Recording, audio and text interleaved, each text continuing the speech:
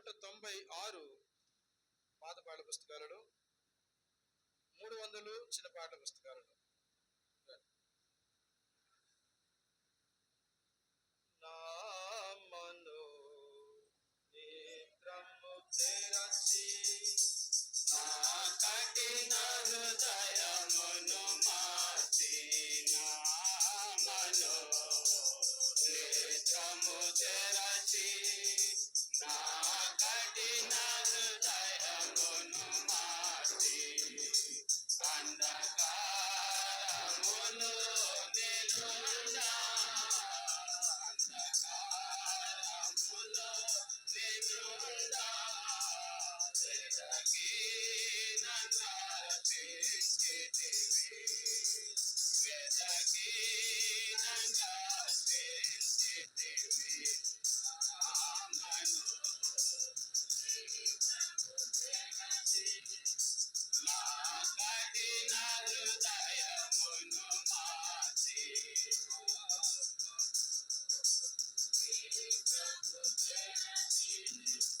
నా కఠిన హృదయమును మార్చి, నీ పాప భారము తోడా సిందే జీవగయుచునుంటి, నీ పాప భారము తోడా సిందే జీవగయుచునుంటి, కలువరి సిలువలో నా శ్రమలను, కలువరి సిలువలో నా శ్రమలను పొంది నన్ను విడిపించితివి.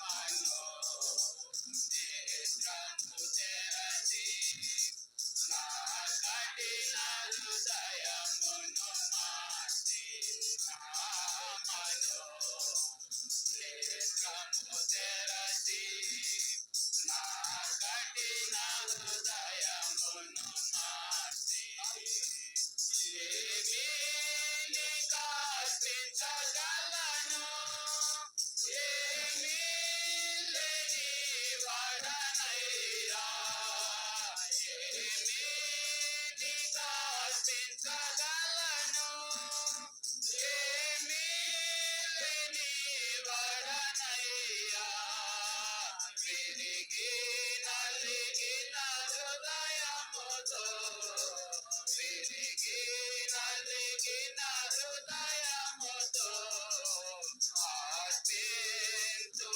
ఆత్మార్పణము. మనో నేత్రము తెరచి నా కఠిన హృదయమును మార్చి, నా మనో నేత్రము తెరచి నా కఠిన హృదయమును మార్చి, నీ సన్నిధిని నే కోరి, నీ సన్నిధిలోనే పారి, నీ సన్నిధిని నే కోరి, నీ సన్నిధిలోనే పారి, స్తుతి పాత్రగా ఆరాధింతుం, స్తుతి పాత్రగా ఆరాధింతుం, యుగ యుగములు సర్వయుగములు. మనో నేత్రము తెరచి నా కఠిన హృదయమును మార్చి, నా మనో నేత్రము తెరచి నా కఠిన హృదయమును మార్చి, అంధకారములో నిలుండా, అంధకారములో నిలుండా వెదకి నన్ను రక్షించితివి. నా మనో నేత్రము తెరచి నా కఠిన హృదయమును మార్చి.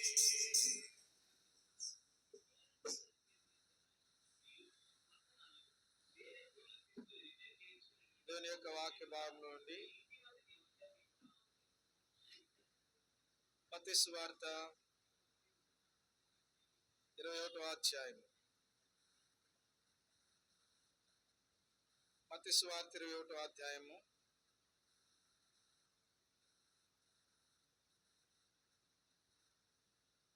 2వ వచనము.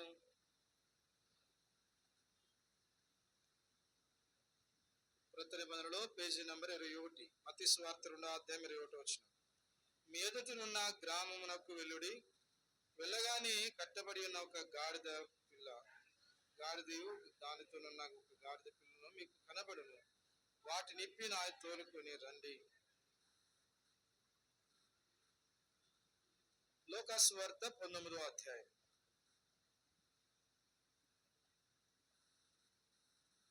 లూకాసు వార్త 19వ అధ్యాయం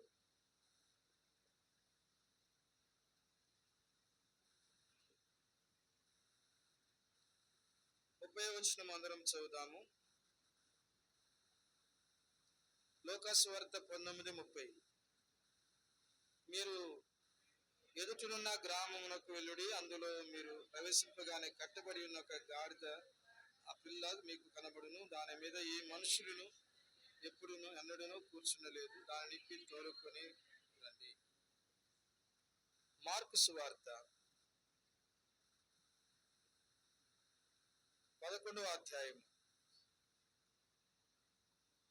మార్కు సువార్త 11వ అధ్యాయం 4వ వచనం 5వ వచనం అందరము కలిసి చదువుకుంటాం. మార్కు సువార్త. వారు వెళ్ళగా వీధిలో ఇంట బయట తలవాకిట కట్టబడి ఉన్న గాడిద పిల్ల ఒకటి మీ వారికి కనబడింది. దానిని ఇప్పుచుండగా అక్కడ నిలిచిన వారిలో కొందరు, మీరేమి చేస్తున్నారు, గాడిద పిల్లను ఎందుకు ఇప్పుచున్నారని వారిని అడిగిరి. ప్రార్థన చేసుకుంటా, మోకరించండి, ప్రార్థన.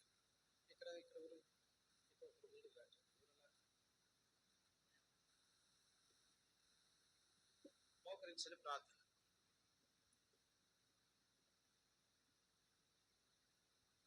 మోకాల మీదకి రండి.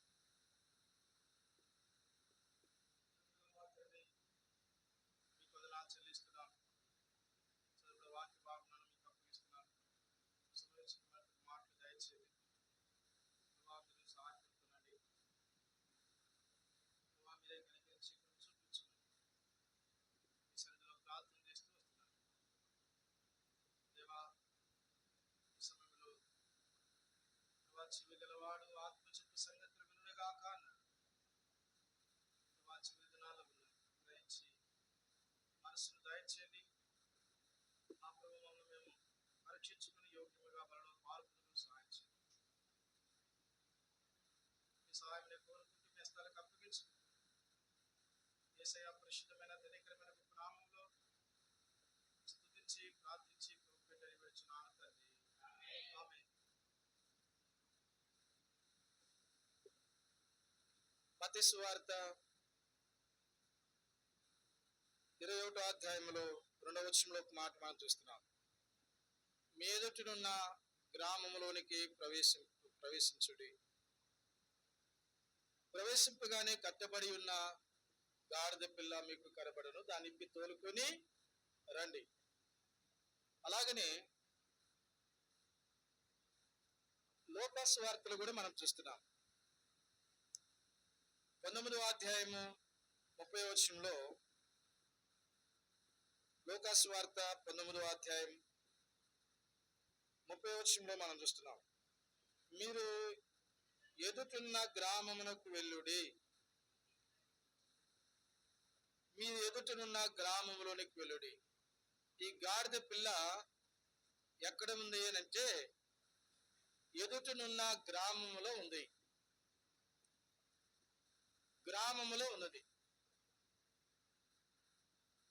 తర్వాత మార్కు సువార్తలో కూడా మనం ఆ మాట చదువుతూ వచ్చినాం.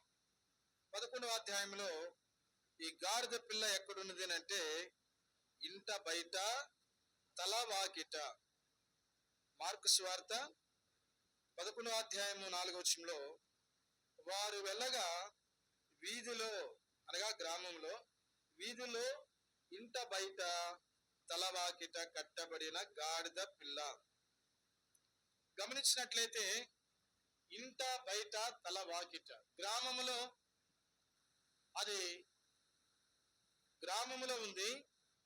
అది ఎక్కడున్నది ఆ గాడిద పిల్ల అంటే వీధిలో, ఇంట బయట. వీధిలో అంటే వీధులు అంటే గ్రామములో, ఇంట బయట తలవాకిట అన్నాడు. అనగా ఇది ఎట్లుందంటే రెండు దారులు కలిసే మధ్యలో ఉంది. రెండు దారులు, ఈ దారి తర్వాత ఇటు దారి, ఈ దారిలో ఈ దారి మధ్యలో ఈ గాడిద పిల్ల మనం కట్టబడినట్లుగా చూస్తున్నాం. పిల్లరా, ఏం చూపిస్తుంది ఈ వచనం అంటే దేవుని యొక్క వాక్యములో మనం చూస్తూ వస్తున్నాము. మరి రండి, పరిశుద్ధమైన బైబిల్ గ్రంథంలో దేవుని యొక్క వాక్యంలో మనం చూస్తూ వస్తున్నాము. రెండు తలంపుల మధ్య తడబడుచున్నది, రెండు మార్గాల్లో ఉన్నది. ఏ మార్గమును? కాబట్టి ఇది రెండు మార్గాల మధ్య, రెండు తలంపుల మధ్య దేవుని యొక్క వాక్యము మనం చూస్తూ వస్తున్నాము. ఇది కట్టబడినట్లుగా మనం చూస్తున్నాం. దేవుని యొక్క వాక్యములో వీధిలో, ఇంట బయట తలవాకిట అంటాడు. పరిశుద్ధమైన బైబిల్ గ్రంథంలో ఇశ్రాయేలు ప్రజలు కూడా, రాజులు మొదటి గ్రంథం 18వ అధ్యాయం, రాజులు మొదటి గ్రంథం 18వ అధ్యాయం చూడండి, 21వ వచనంలో ఆనాడు ఏలియా కూడా అంటున్నాడు ఇశ్రాయేలు ప్రజలతో. ఏమంటున్నాడు అంటే, ఏలియా జనులందరి యొద్దకును వచ్చి, ఎన్నాళ్ళు మటుకు మీరు రెండు తలంపుల మధ్య తడబడుచుందరు. ఎక్కడున్నారంట? రెండు తలంపుల మధ్య తడబడుచు, రెండు దారుల్లో. కాబట్టి ప్రభుయేసు వారు చదివిస్తున్నారు, ఇది ఏ దారి? రెండు దారుల్లో ఉంది. దేవుని యొక్క వాక్యం మనం చూస్తున్నాము. వీధిలో, ఇంట బయట తలవాకిట. గ్రామములో వీధిలో ఉంది, ఇంట బయట తలవాకిట కట్టబడిన గాడిద పిల్ల, కట్టబడిన గాడిద పిల్ల. పిల్లలు ఇక్కడ మనం చూస్తూ వస్తున్నాము, ఇది రెండు తలంపుల మధ్య ఉన్నది. ఇశ్రాయేలు ప్రజలతో ఏలియా అంటాడు కదా, మీరు ఎన్నాళ్ళ మటుకు రెండు తలంపుల మధ్య తడబడుచుందురు. యెహోవా దేవుడైతే తెలుసుకునండి రండి. కాబట్టి ఎవరు దేవుడో తెలుసుకుందాం. యెహోవా దేవుడైతే రండి. గమనించండి, ఇక్కడ మనం చూస్తున్నాము రెండు తలంపుల మధ్య కట్టబడిన గాడిద పిల్లను మనం చూస్తున్నాం. ఈ లోకములో మానవుడు కూడా రెండు తలంపుల మధ్య, రెండు మార్గాల్లో ఉంటున్నాడు. మానవుడు ఏదో ఒక మార్గంలో ప్రవేశించవచ్చులే అన్నట్లుగా ఉన్నాడు. దేవుని యొక్క వాక్యములు మనం చూస్తూ వస్తున్నాము, ఏదో ఒక మార్గము కాదు, దేవుని యొక్క మార్గములో లోనికి రావాలి. దేవుని మార్గం, దేవుని మార్గంలోనికి రావాలి. చూడండి, మత్తయి సువార్త 7వ అధ్యాయంలో మాట మనం చూస్తూ వస్తున్నాం. యేసుప్రభువు వారు 7వ అధ్యాయము 13వ వచనం 14వ వచనంలో, మత్తయి సువార్త 7వ అధ్యాయము, ఇరుకు ద్వారమున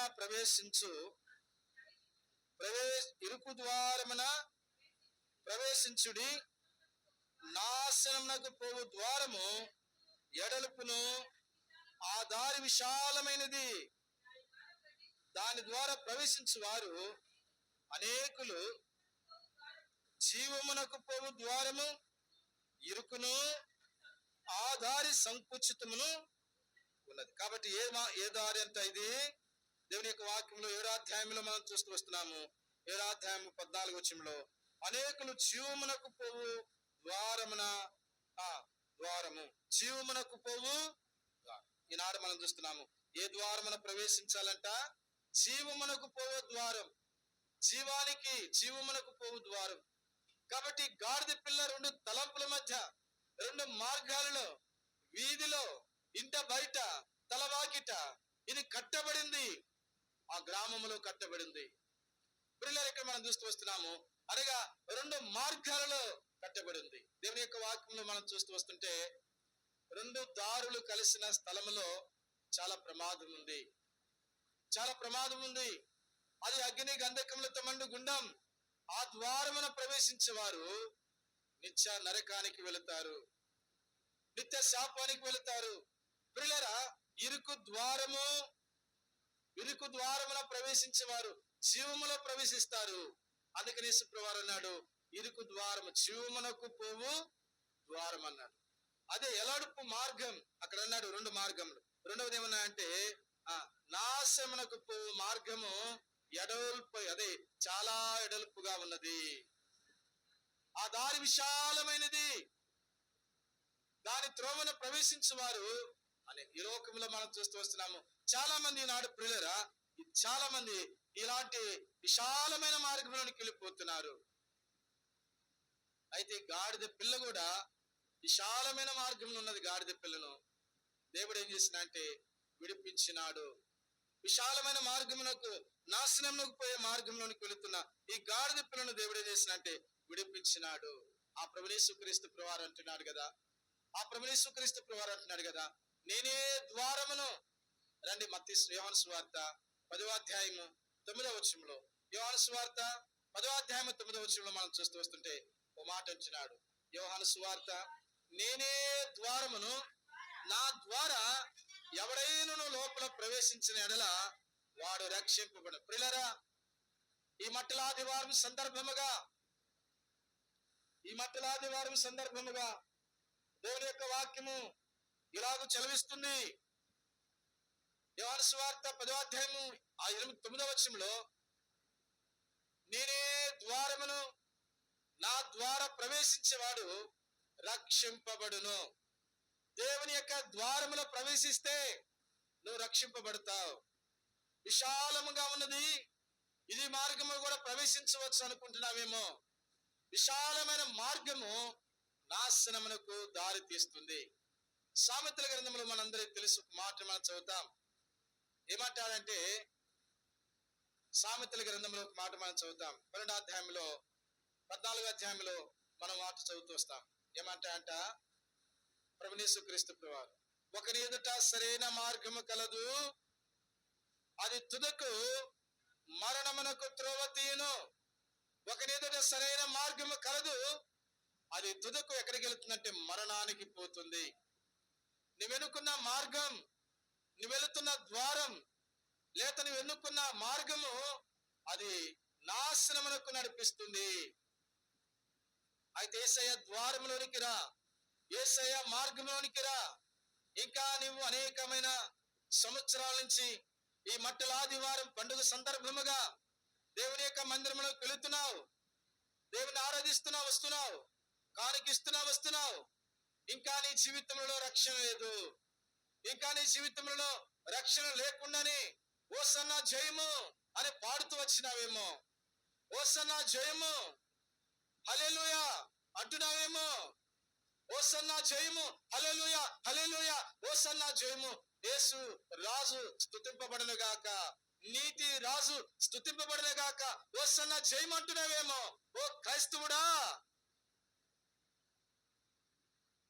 ఈ ఉదయకాల సమయంలో ఈ మట్టల ఆదివారం సందర్భముగా 2 దారులు కలిసిన మార్గంలో కూడా వెళుతున్నావు. ఈ గాడిద పిల్ల కూడా ఎక్కడుందంటే ఇంట బయట తల వాకిట, వీధిలో కట్టబడి ఉంది, ఎదుటిన్న గ్రామములో కట్టబడి ఉంది. ఇంట బయట ఉంది, తల వాకిట ఉంది, వీధిలో ఉన్నది. ఆ గాడిద పిల్లని విడిపించుటకు యేసుప్రభువు వారు 2 మనుషులను, 2 శిష్యులను పంపిస్తూ వచ్చినాడు. ఈనాడు చూస్తున్నాం, ఎన్నో సంవత్సరాల నుంచి, ఎన్నో దినాల నుంచి క్రైస్తవులమని చెప్పుకుంటూ దేవుని యొక్క మందిరానికి వెళుతూ మట్టల ఆదివారము ఆరాధిస్తూ దేవుని స్తుతిస్తూ వస్తున్నావు. కానీ నీ జీవితంలో ఇరుకు ద్వారములో ప్రవేశించలేకపోతున్నావు. విశాలమైన మార్గం, నాశనానికి పోయే మార్గాన్ని ఎన్నుకుంటున్నావు. ఆ మార్గము నాశనముకు నడిపిస్తుందని ఎరగకున్నావు. ఈ మార్గం బాగుందనుకుంటున్నావు. ఎప్పుడైనా నీ జీవితంలో యేసుక్రీస్తు ప్రభువు యొక్క మార్గంలోనికి వస్తే రక్షింపబడతావు. అంతేకాదు, ఆ మార్గంలోనికి వస్తే నీకు నెమ్మది ఉంటుంది. ఆ మార్గంలోనికి వస్తే నీకు నెమ్మది ఉంటుంది.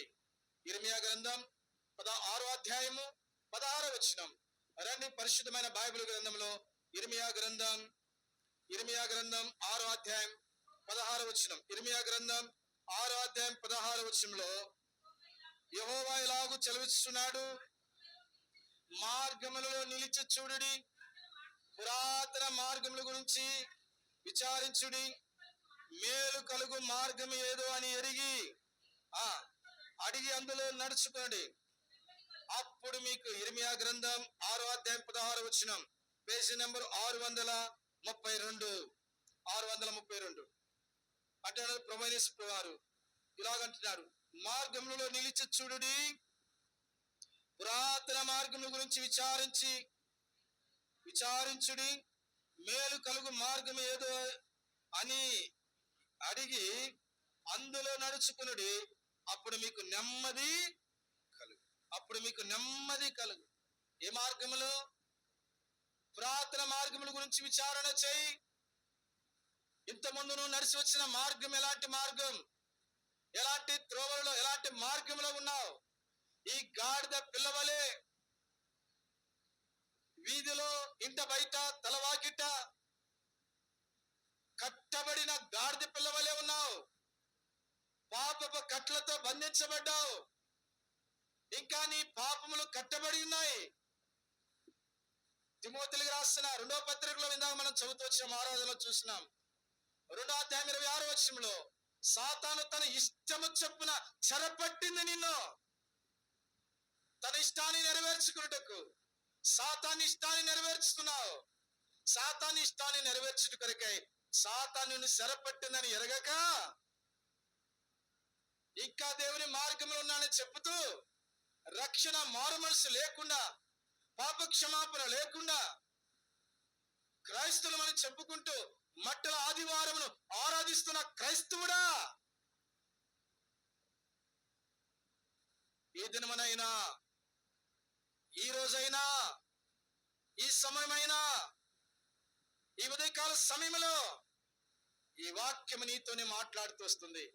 ప్రభు నీ కొరకు ఈ వాక్యం వినిపిస్తున్నాడు.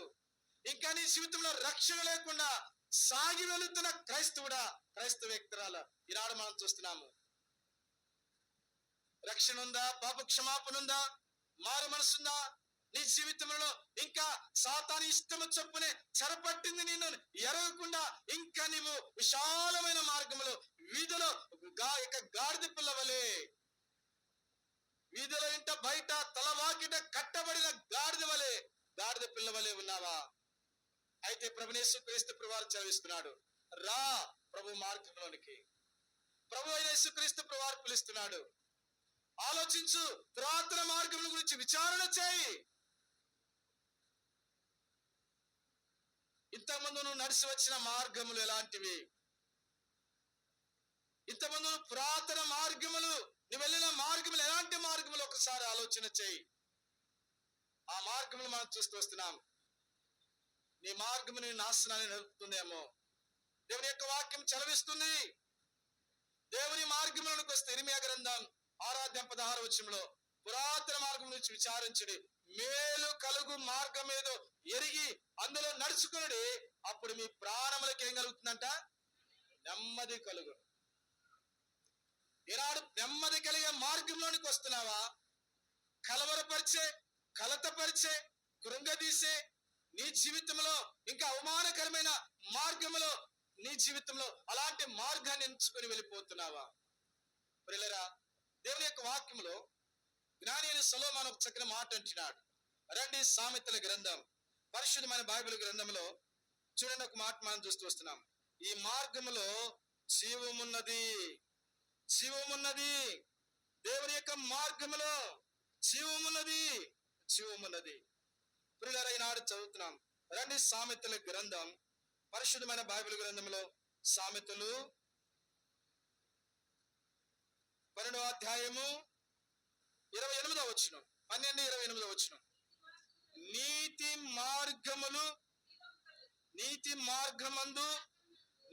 మార్గమునందు జీవము కలదు, దాని త్రోవలో మరణము లేదు. ఈ గాడిద పిల్ల ఎక్కడుందంట? గ్రామములో, ఎదుటనున్న గ్రామములో వీధిలో ఇంట బయట తలవాకిట కట్టబడిందంట. ఈ గాడిద పిల్ల వలె నీవు కూడా ఇంకా చెరపట్టింది సాతానుడు. తన ఇష్టమును నెరవేర్చుకున్నట్టుకై చెరపట్టుకొని పాపములో నిన్ను తీసుకొని పోతుంది, నరకానికి విడుచుకొని పోతుంది. ఎరగకున్నావు. నేను మందిరానికి వెళుతున్నా, నేను ప్రార్థనకి వెళుతున్నాను, నా చేతిలో బైబిల్ ఉంది, నా చేతిలో పాటల పుస్తకం ఉంది, నేను పాటలు పాడుతున్నా, నేను కూడా ప్రార్థిస్తున్నా, ఆరాధిస్తున్నా. అయితే నీ హృదయం ప్రభుకి ఎంత దూరంగా ఉందో చూడు. రక్షణ లేకుండా, మారు మనసు లేకుండా, పాప క్షమాపణ లేకుండా, ఇంకా నీ జీవితంలో ప్రభు యేసుక్రీస్తు వారికి నీ హృదయాన్ని అప్పగించకుండా, హృదయము ప్రభుకు అప్పగించకుండా, హృదయంలో ప్రభుకు స్థానము లేకుండా, ప్రభుకు చోటు లేకుండా ఇంకను సాగి వెళుతూ అనేక సంవత్సరాల నుంచి ఈ మట్టల ఆదివారం చేస్తున్నావు. ఈనాడు ప్రియులారా, మంచిదే, కానీ అయితే నువ్వే మార్గాల్లో ఉన్నావు? ఈ గాడిద పిల్లవలే, ఇంట బయట తలవాకిట కట్టబడిన గాడిద పిల్లవలే ఉన్నావా? చూడు. నీ మార్గంలో ఉంటే నీకు శాంతి ఉండదు, నీకు నెమ్మది ఉండదు, నీకు సమాధానం ఉండదు. నీ మార్గంలో వెళితే నీకు జీవం ఉండదు. యేసయ్య మార్గము జీవ మార్గం. దేవుని యొక్క వాక్యంలో రాబడిన మాట మనం చూస్తున్నాము. సామెతలు 12:28 నీతి మార్గమునందు జీవము కలదు, దాని త్రోవలలో ఏమి లేదంట, మరణమే లేదు. రాయి మరణము ఈ మార్గంలోనికి. ఇలాంటి మార్గంలోనికి రా, నెమ్మది కలిగే మార్గంలోనికి రా అని యేసు వరకు మాట ఇచ్చినాడు. మనందరికీ తెలుసు మాట. యోహాను సువార్త 14వ అధ్యాయము, క్రొత్త నిబంధనలో యోహాను సువార్త 14వ అధ్యాయము గమనించండి. దేవుని యొక్క వాక్యంలో యోహాను సువార్త 14వ అధ్యాయము 6వ వచనం, యేసు నేనే మార్గమును, 95 పేజీ నెంబర్,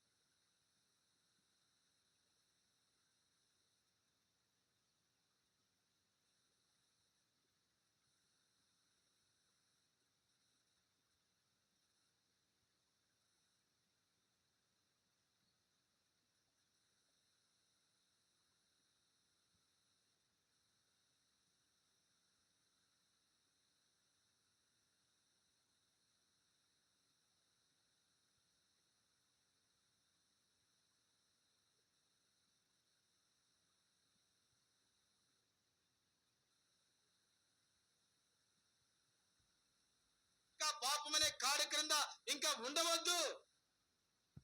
ఇంకా పాపమనే కాడి క్రింద ఉండవద్దు. గలతీ 5వ అధ్యాయము 1వ వచనం మనం చూస్తున్నాము.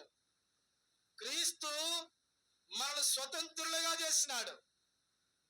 అందుకని ఆ గాడిద పిల్లను యేసుప్రభువు వారు తన శిష్యులిద్దరిని పంపించి ఆ గాడిద పిల్లను ఇప్పి తోలుకొని రండి అంటే ఆ గాడిద పిల్లకి ఏమిచ్చారంటే స్వాతంత్రం. యేసుక్రీస్తు ప్రభువారు నీకు స్వాతంత్రం ఇస్తున్నాడు. యేసుక్రీస్తు ప్రభువారు నీకు స్వాతంత్రం. లోకంలో నీకు ఎక్కడ స్వాతంత్రం లేదు. నీకు స్వతంత్రం లేదు. మనకు స్వాతంత్రం వచ్చి ఎన్ని సంవత్సరాలు? మన స్వాతంత్ర దినోత్సవం అవుతే అప్పుడు తెలిసింది. అంతేనా? అంతేనా? ఎన్ని చెప్పండి. 75 సంవత్సరాలు. స్వాతంత్రం ఉందా? స్వాతంత్రం ఉందా? ఈనాడు మనం చూస్తున్నాం స్వాతంత్రం వచ్చింది సంవత్సరాలు అయినప్పటికీ మానవునికి ఇంకనూ స్వాతంత్రం లేదు. యేసుక్రీస్తు ప్రభువారు అంటున్నాడు, దేవుడు క్రీస్తు మనల్ని స్వతంత్రులుగా చేసినాడు. ఆ గాడిద పిల్లను ఇప్పి తోలుకుని రండి, స్వాతంత్రాలుగా చేసినాడు. అందుకని అంటాడు యోహాను సువార్తలో 8వ అధ్యాయంలో, యోహాను సువార్త 8వ అధ్యాయం 36వ వచనంలో, కుమారుడు మిమ్మల్ని స్వతంత్రులుగా చేసి ఉన్నాడు. కుమారుడు మిమ్మల్ని స్వతంత్రులుగా చేసి ఉన్నాడు. ఈ స్వాతంత్రము ప్రభువైన యేసు క్రీస్తు ప్రభువారిలోనే ఈ స్వాతంత్రం.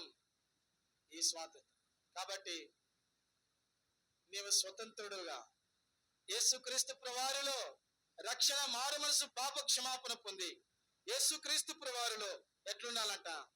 ఆ ప్రభు ఇచ్చే రాజ్యములో స్వతంత్రురాలుగా, హక్కుదారులుగా ఆ స్వాతంత్రం పొంది ఆ నిత్యరాజ్యం పరలోకములో నీవు పరలోక రాజ్యములో నీవు ప్రవేశించాలని, నేను ప్రవేశించాలని ఆ ప్రభు యేసుక్రీస్తు ప్రభువారు మనల్ని స్వతంత్రులుగా దేవుడు చేసి ఉన్నాడు.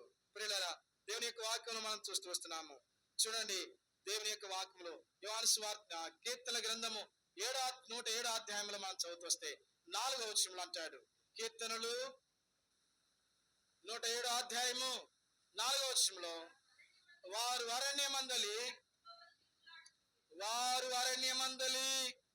ఎడారి త్రోవలలో తిరుగులాడుచుండిరి, నివాసపురమేమి వారికి దొరకకపోయెను. ఆకలి దప్పుల చేత వారి ప్రాణము సమస్యలుగా, వారు కష్ట కాలమందు యెహోవాకు మొరపెట్టిరి, ఆయన వారి ఆపదల నుండి వారిని విడిపించెను. వారు ఒక నివాసపురము చేరినట్లు, గమనించిన మాటను, చక్కని త్రోవన ఆయన వారిని, చెప్పండి అందరూ నాతో చెప్పండి, చక్కని త్రోవన, పెద్దోళ్ళు చెప్పట్లేదు, చక్కని త్రోవన, కూర్చున్న వాళ్ళు చెప్తున్నారా? చక్కని త్రోవన ఆయన వారిని నడిపించెను. చక్కని త్రోవన యేసయ్య నన్ను నడిపించును. ఎక్కడ నడిపిస్తాయంట? యేసయ్య మార్గం అది చక్కని త్రోవ. ఇశ్రాయేలు అరణ్యములో యాత్రా జీవితంలో వారి నివాసపురం లేని చక్కని త్రోవ లేక వారు అరణ్యములో తిరుగులాడుచుండగా దేవాతి దేవుడు ప్రణేసు క్రీస్తు ప్రభువారు వారిని ఎక్కడ తీసుకొచ్చినా అంట? చక్కని త్రోవలోని తీసుకొచ్చి. యేసయ్య త్రోవ ఎలాంటిదంటే, యేసయ్య మార్గం ఎలాంటిదంట? చక్కని త్రోవ. ఆ గాడిద పిల్ల ఎక్కడుందంట? గ్రామములో, వీధిలో, ఇంట బయట, తలవాకిట కట్టబడిన గాడిద పిల్ల. ఆ గాడిద పిల్ల వల్ల నీవు కూడా ఇంకను రక్షణ లేకుండా, పాపక్షమాపణ లేకుండా కట్టబడి ఉన్నావేమో.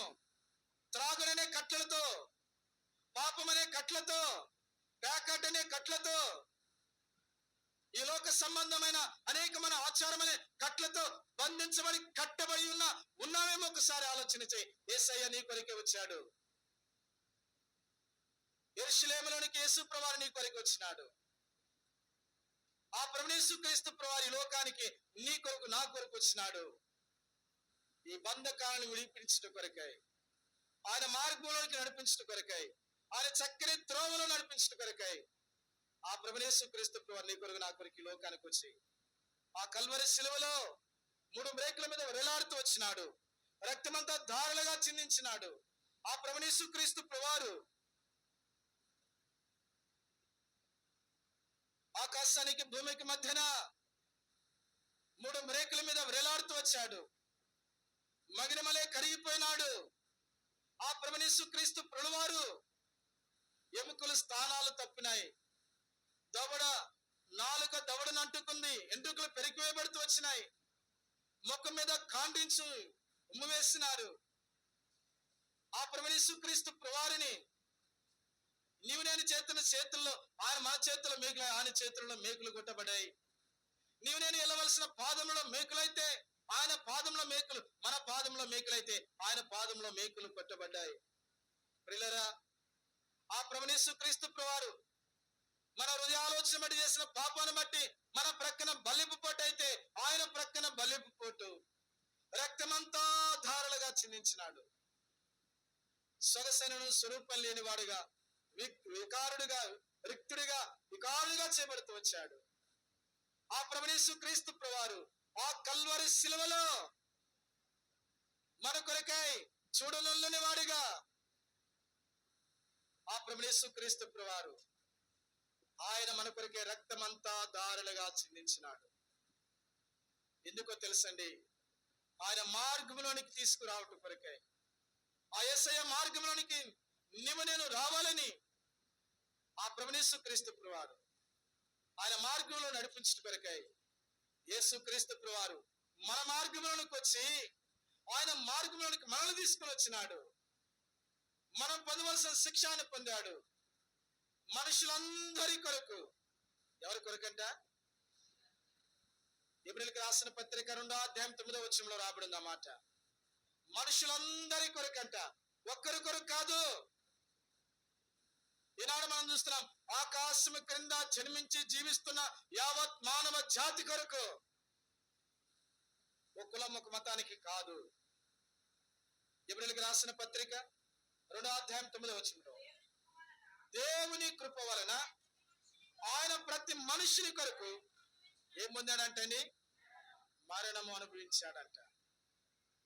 ఎబ్రీయులకు రాసిన పత్రిక 2వ అధ్యాయంలో 2వ వచనంలో మనం చూస్తాం, అవమానమును భరించాడంట. ఆ ప్రభుయేసు క్రీస్తు ప్రభువరమ్మ నీ కొరకు ఇంకా రక్షణ నీ జీవితంలో, ఇంకా మారు మనసులే నీ జీవితంలో, ఇక నీ సొంత మార్గాలు వెళుతున్న నీ జీవితాల్లో ఆయన మార్గంలో నడిపించడం కొరకై యేసు ప్రభువారే మార్గముగా ఈ లోకానికి వచ్చాడు. ఆయన మార్గము సత్యం, జీవము. ఆ మార్గంలో జీవమున్నది. ఆ మార్గంలోకి వస్తే రక్షింపబడతావు. కాదని నిరాకరిస్తే మరణం ఎప్పుడు వస్తుందో తెలియదు. ఈ లోకం ఎప్పుడు విడుస్తావో తెలియదు. మానవుని యొక్క జీవితము నీటి మీద బుడగ వంటిది. అది ఎప్పుడైనా పగులును. కొన్ని తొందరగా పగులుతాయి, కొందరు లేటుగా. అయితే పగలటం ఖాయం. కొన్ని బుడగలు నీటి మీద వెళుతున్నప్పుడు అక్కడ మనం చూస్తున్నప్పుడు ఆ నీటి మీద కనపడుతుంటాయి. ఆ సూర్య కిరణాలకు రంగులుగా కనపడుతూ ఉంటుంది. రంగులుగా కనపడు ఓ బుడగ అలా రాగానే పగిలిపోతుంది. ఒక బుడగ మాత్రం అయ్యొద్దంట రంగులుగా. ఈ లోకములో అందముగా కనపడుతున్నప్పటికీ పగలటము ఖాయం. నీ అందం ఒక దినాన పగిలిపోతుంది. నీ జ్ఞానం ఒక దినాన పగిలిపోతుంది. నీ ధనము, నీకున్న పేరు ప్రఖ్యాతులు, నీకున్న ఆస్తి పాస్తులు, నీకున్న పేరు ప్రఖ్యాతులు, నీకున్న స్థాయి, హోదా ఏదైనా కానీ ఒక దినాన పగిలిపోతుంది. పగలటం ఖాయం.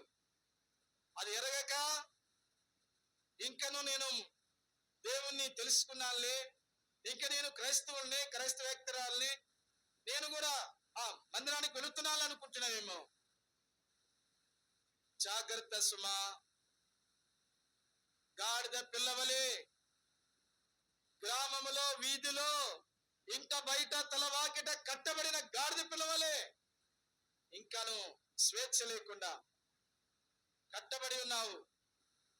ఆ ప్రభునేసు క్రీస్తు వారు ప్రేమతో ఆహ్వానిస్తున్నాడు.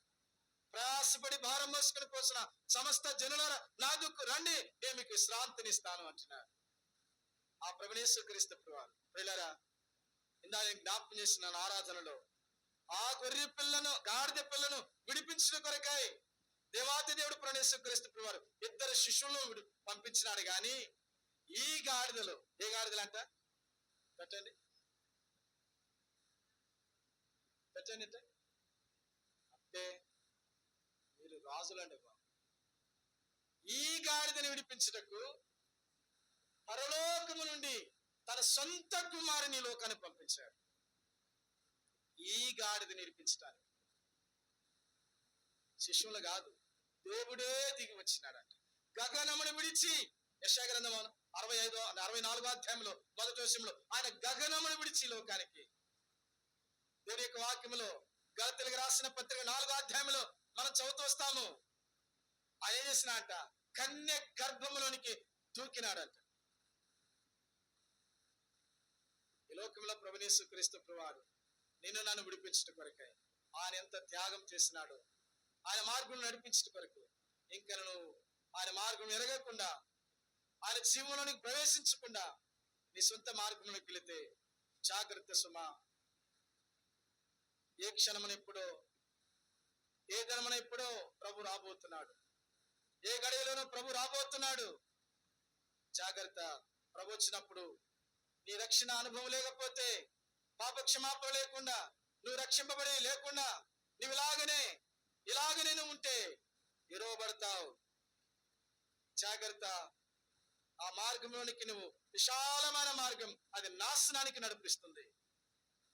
విశాల మార్గంలోనికి వెళ్ళవద్దు, లోపలికి రా. జకర్యా గ్రంథంలో మాట రాయబడింది.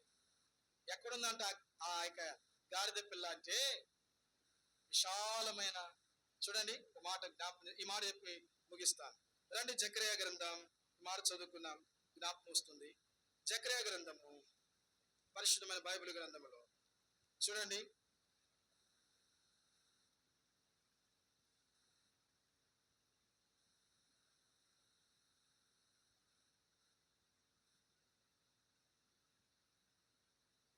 తొమ్మిదవ అధ్యాయము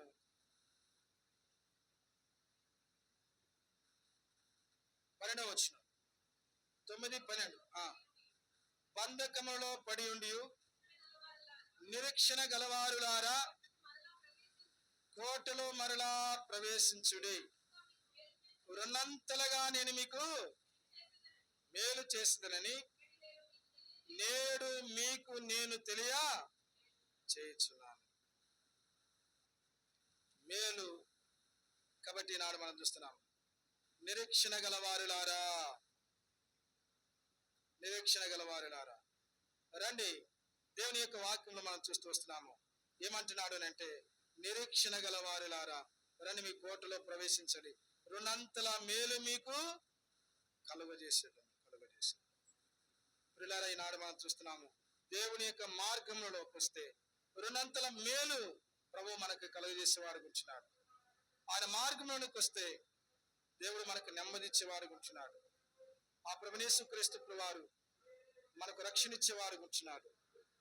ఆ ప్రభుయేసు క్రీస్తు నందు మనం నిరీక్షణ ఉంచి ఆయన మార్గంలోకి వచ్చినప్పుడు ఆ ప్రభుయేసు క్రీస్తు వారు మనకు గొప్ప రక్షణ, పాప క్షమాపణ ప్రభు మనకు అనుగ్రహించేవాడు ఉంటున్నాడు. కాబట్టి దేవుని యొక్క వాక్యంలో ఈ గాడిద పిల్ల ఎక్కడుందంట?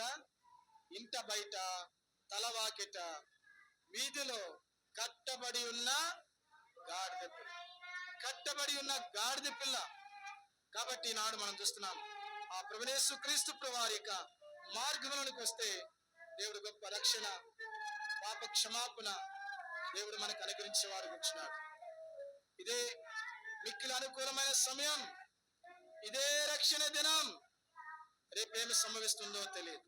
కాబట్టి ప్రభుయేసు క్రీస్తు వారి యొక్క యొద్దకు వచ్చి ఈ పాపంలో ఒప్పుకొని మారు మనసు పొందమని యేసు క్రీస్తు వారు చదివిస్తున్నాడు. ఇంకా సరైన అనుభవం లేకుండా రక్షింపబడి మారు మనసు పొందాలని చెప్పుకుంటూ ఇంకా నీ జీవితంలో విశాలమైన మార్గంలో వెళుతున్నావేమో, ఆ యొక్క గాడిద పిల్లవలే విశాలమైన మార్గములలో సాతానేక చెరపట్టి తన ఇష్టమును నెరవేర్చుకున్నట్టుకై చెరపట్టినని ఎరగకుండా రక్షింపబడి మారు మనసు పొంది పాపక్షమాపణ పొందాలని చెప్పుకుంటూ ప్రభువులో పాలు పొందడానికి వచ్చినావు. అయితే నీ జీవితంలో ఒకసారి ప్రశ్న వేసుకో, ఏ మార్గంలో ఉన్నావు? జీవ మార్గంలో ఉన్నావా? నెమ్మదిచ్చే మార్గంలో ఉన్నావా? లేకపోతే ఆ గాడిద పిల్లవలే నీ జీవితంలో ఇంకనూ కట్టబడిన గాడిద పిల్లవలే ఉంటే ఆ ప్రభుయేసు క్రీస్తు వారు నీ కట్లు ఇప్పుట కొరకై 2000 సంవత్సరాల పూర్వం ఈ లోకానికి వచ్చాడు. యేసయ్యా, నా పాపపు కట్ల నుండి విడిపించు, నన్ను కూడా రక్షించు, నా పాపములు క్షమించు, నీ బిడ్డగా నన్ను కూడా చేసుకో, ఆ నిత్య జీవం నాకివ్వు, ఆ రక్షణ మార్గంలో నన్ను నడిపించని ప్రార్థన చేసుకో. ప్రభు నీకు గొప్ప రక్షణ ఇస్తాడు, నిత్యత్వం పరలోకం ఇస్తాడు. ఏ క్షణమును ఎప్పుడో ప్రభు రాబోతున్నాడు. ఆయన రెప్పపాటున వచ్చినప్పుడు రక్షణ లేకపోతే విడువబడతావు. జాగ్రత్త సుమా. ఆ ప్రభుయేసు క్రీస్తు ప్రభువారు అంటున్నాడు, నేనే మార్గమును, నేనే సత్యమును, నేనే. తలవంచండి, ప్రార్థన చేసుకుంటాం. తలవంచండి.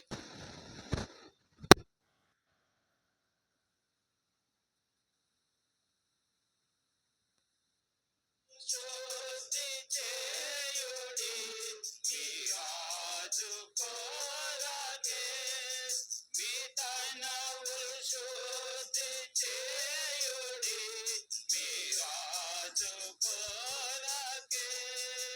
సియోను రాజు వచ్చును, మదించి కాపాడు. సియోను రాజు మదించి కాపాడు. లోకస్తులు ప్రశ్నింతురు, మీ రాజు ఎవరని. లోకస్తులు ప్రశ్నింతురు, మరి నీ రాజు ఎవరని. తన శక్తిని విన్నవారు చూడనాశింతురుగా, తన శక్తిని విన్నవారు చూడనాశింతురుగా. క్రీస్తే మన రాజని ఉత్సాహించేదము, క్రీస్తే మన రాజని ఉత్సాహించేదము.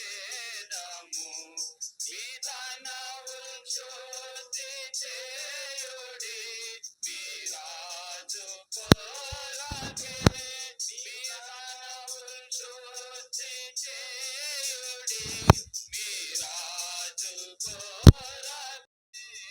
సియోను రాజు వచ్చును, మదించి కాపాడు.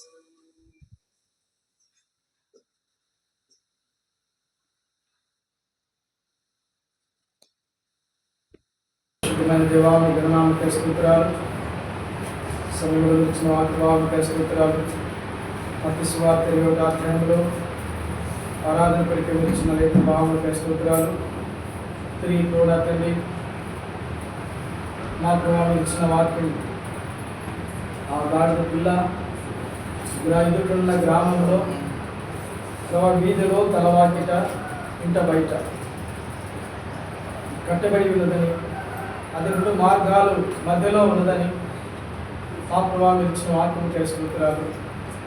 మా జీవితాలలో మా ప్రణాళికను మీ కొరకే, మా ప్రభావ శివ మార్గంలో మేము నడుచుటకు ప్రభా తండ్రి మమ్మల్ని సిద్ధపరచమని ప్రార్థన చేస్తున్నాం. సియోను రాజు వచ్చును, మీ మధ్యనే సిద్ధపరచుకును. మా ప్రభా, మా తలంపులు, మా ప్రణాళికను మా జీవితంలో మేము సిద్ధపడి మీ కొరకు ఎదురు చూసే వారంగా ప్రభా నా తండ్రి మమ్మల్ని సంఘాన్ని మీరు సిద్ధపరచారు. వచ్చిన మీ బిడ్డకాయ స్తోత్రాలు. చాలా మంది రాలేదు, వారి కొరకు ప్రార్థిస్తున్నాం.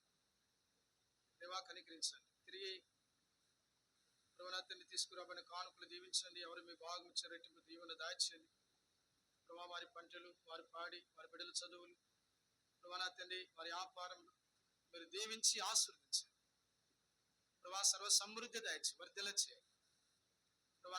బిడ్డల చదువుల్లో తోడు. ఈ ఎండ తీవ్రతలు, వృద్ధాపులు ఉన్నారు, పిల్లలు ఉన్నారు, చంటి పిల్లలు, పాలు తాగే పిల్లలు, బిడ్డలు కాపాడు.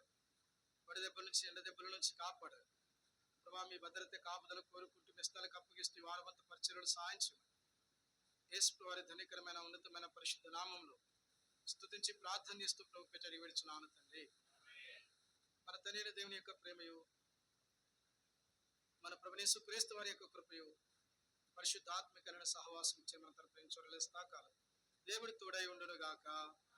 ఆమేన్. అందరికి వందనాలు. Praise lord. అందరూ వందనాలు చెప్పుకోండి.